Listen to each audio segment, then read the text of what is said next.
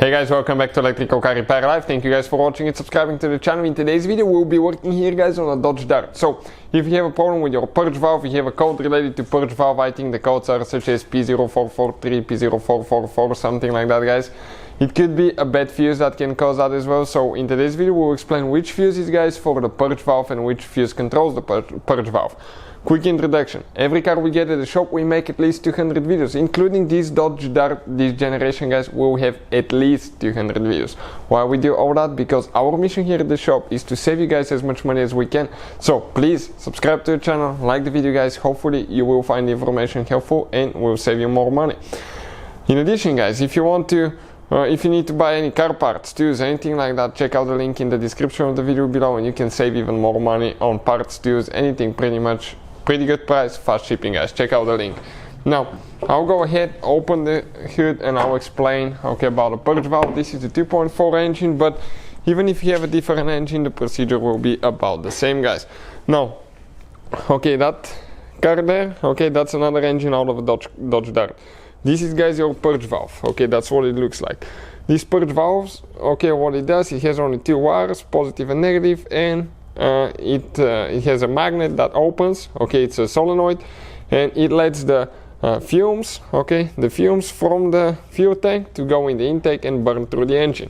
If it's bad, you get a code guys. So where is the fuse for that thing now? Pretty simple guys. All we have to do, come to the, you can see right here we have the car battery. Next to the car battery we have the fuse box. Open that cover by pressing in here and pulling up. Check it out and it comes out.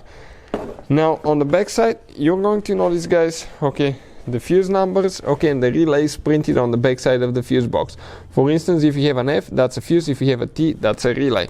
So let's show you which fuse you need to check now.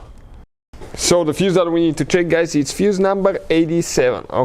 Looking at it, 87. So facing this way it will be the first fuse guys above the relay. And check it out, we are missing ours. Why? Because ours guys, I wanted to show you that on some models you will have that fuse there. On some models guys, that fuse will be empty because the purge valve will be controlled, I dropped my pliers, directly guys by the PCM. And what do you need to check in that case guys? Let me try to get my pliers out of here somehow. You will need to check guys all the fuses for the engine computer, because most of them will be for ignition coils, purge valve guys. Also you will have fuses guys for fuel injectors. All those you need to check guys to make sure that everything's correct.